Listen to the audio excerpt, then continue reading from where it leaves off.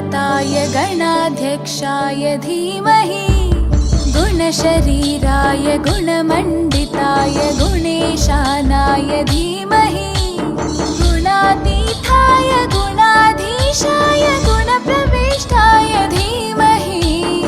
एकदन्ताय वक्रतुण्डाय गौरीतनयाय धीमहि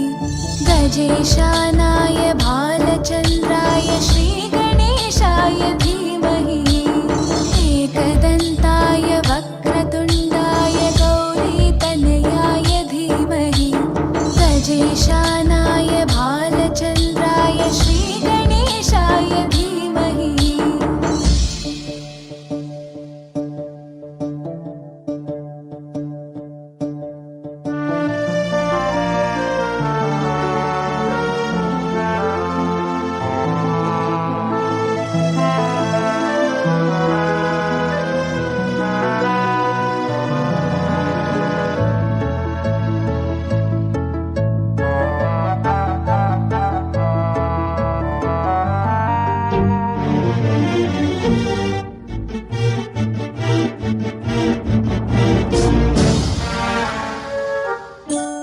गानचतुराय गानप्राणाय गानान्तरात्मने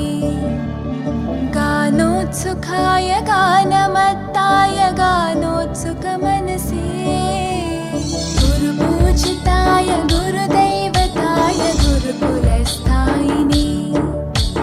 गुरुविक्रमाय गुह्यप्रवराय गुरवे गुणगुरवे गुरुदैत्यकलक्षेत्रे गुरुधर्मसताराध्याय गुरुपुत्रपरित्रात्रे गुरुपाखण्डखण्डकाय